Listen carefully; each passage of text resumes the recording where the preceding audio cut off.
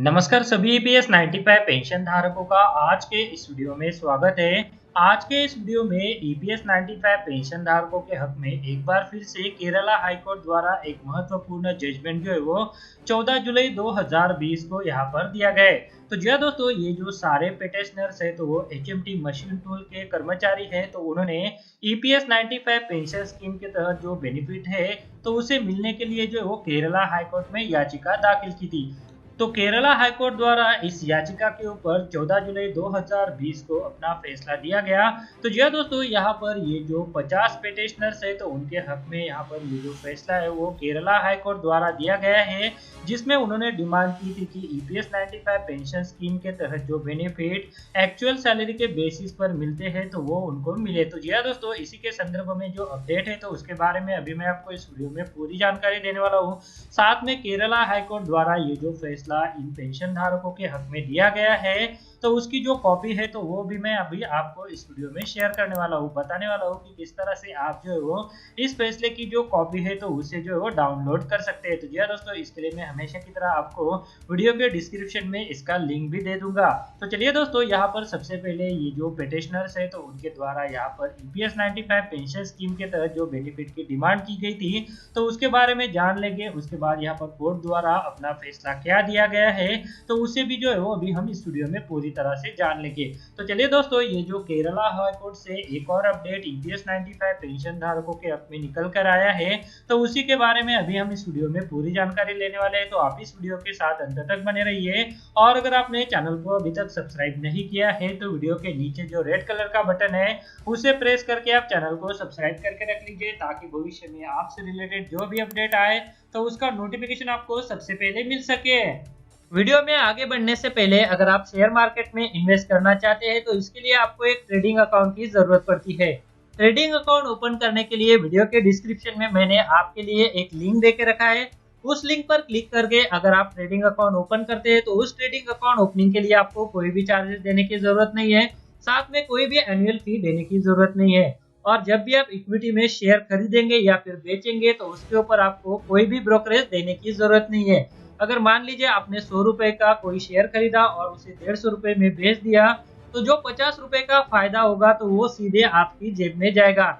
इसके ऊपर जो है वो आपको कोई भी ब्रोकरेज चार्जेस देने की जरूरत नहीं है, कोई भी यहाँ पर आपको चार्जेस नहीं है। तो इसके लिए अगर आप अकाउंट ओपन करना चाहते हैं तो वीडियो के डिस्क्रिप्शन में मैंने एक लिंक दिया हुआ है, तो उस लिंक पर क्लिक करके आप घर बैठे ऑनलाइन एक डीमैट अकाउंट ओपन कर सकते हैं। तो चलिए अभी वीडियो में चलिए दोस्तों, ईपीएस 95 पेंशन धारकों के लिए ये जो एक और अपडेट केरला हाईकोर्ट से निकल कर आया है, जिसमें एचएमटी मशीन टूल के लगभग 50 पिटिशनर ऐसे थे जिन्होंने केरला हाईकोर्ट में अपनी याचिका जो है वो ईपीएस 95 पेंशन स्कीम के तहत जो है वो एक्चुअल सैलरी के बेसिस पर बेनिफिट मिलने के लिए दायर की थी। तो इसके ऊपर 14 जुलाई 2020 को यहाँ पर केरला हाईकोर्ट द्वारा अपना फैसला जो है वो सुनाया गया है। तो जैसा कि आप स्क्रीन पर देख पा रहे हैं, in the high court of Kerala at Ernakulam present the Honorable Mr. Justice A.M. Badar, Tuesday, the 14th of day, July 2020, right petition number 20551 of 2015। तो जी हाँ दोस्तों, यहाँ पर ये जो राइट पिटिशन है जिसका नंबर है 20551 ऑफ 2015, तो इसके ऊपर केरला हाईकोर्ट द्वारा 14 जुलाई 2020 को जो है फैसला दिया गया है। तो जैसा कि आप स्क्रीन पर देख पा रहे हैं कि यहाँ पर जो है वो पिटिशनर्स है तो उनके बारे में जानकारी दी हुई है। ये सभी पिटिशनर जो है वो एचएमटी मशीन टूल के कर्मचारी थे। तो जी हाँ दोस्तों, यहाँ पर इनके संदर्भ में उनकी पूरी डिटेल दी हुई है, तो इससे जो है आप ये जो ऑर्डर की कॉपी है तो उसे डाउनलोड करके जान सकते हैं। तो जी हाँ दोस्तों, इस राइट पिटिशन में लगभग 50 पिटिशनर जो है वो, तो चलिए अभी जो रिस्पोंडेंट है तो वो कौन कौन से है तो वो भी अभी हम देख लेते हैं। तो जी हाँ दोस्तों, यहाँ पर रिस्पोंडेंट है the Union of India represented by the secretary of government of India, then the regional provident fund commissioner, employ provident fund organization EPFO, Bhavishya Nidhi Bhavan, Pattom palace, Thiruvananthapuram, the sub regional provident fund commissioner, Bhavishya Nidhi भवन, PO box number 1806, Kozhikode 673006। उसके बाद अगले petitioner है the HMT machine tool limited represented by the general manager HMT colony, the chairman provident fund trust of employees for HMT tools limited, HMT colony PO Kalamassery pin 683503। तो जी हाँ दोस्तों, यहाँ पर इस राइट पिटीशन के अंदर 5 जो है वो रिस्पोंडेंट यहाँ पर लिस्ट किए गए हैं, तो इसके बारे में भी आप इस कॉपी में डिटेल में जानकारी ले सकते हैं। तो जी हाँ दोस्तों, इस राइट पिटीशन के संदर्भ में जो फैसला यहाँ पर केरला हाईकोर्ट द्वारा सुनाया गया है, तो उसमें कहा गया है The right petition civil having been finally heard on 14th of July 2020, the court on the same day delivered the following। तो जी हाँ दोस्तों, यहाँ पर 14 जुलाई 2020 को जो है वो इस राइट पिटीशन के ऊपर जो जजमेंट केरला हाई कोर्ट द्वारा दिया गया है, तो वो इस प्रकार है, जिसमें कहा गया है petitioner are employee of the fourth respondent, that is the Hindustan Machine Tool Limited, working in various cadre, and they are covered under the Employees Provident Fund and Miscellaneous Provision Act 1952. They are member of the Employee Pension Scheme 1995, premium under the Employee Provident Fund and Miscellaneous Provision Act 1952. Their contribution along with employees' contribution to the Provident Fund is made on the basis of actual salary without limiting the contribution on the basis of fixed salary of rupees 6,500 per month.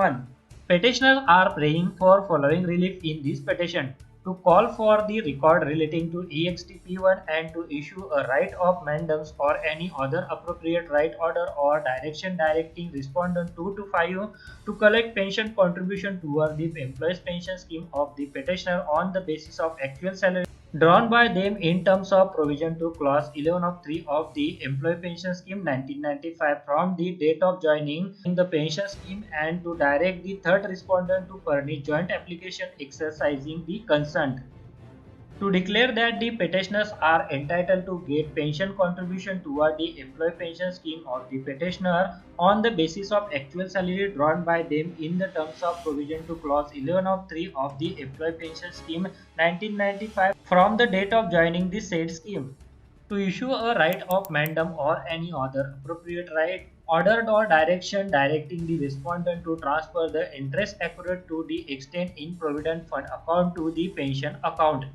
तो जी हाँ दोस्तों, यहाँ पर जो है वो इस scheme के तहत जो है वो इनको द्वारा यहाँ पर ये जो रिलीफ है, तो वो मिलने के लिए यहाँ पर इस पिटीशन में कहा गया है। उसके बाद यहाँ पर अगला जो पॉइंट है, तो वो कहा गया है, it is argued by the learned counsel for the petitioner that the subject matter is covered by the judgment of the honourable division bench of this court in Shankar Narayan vs वासेस Union of India and other decided on 12th of October 2018.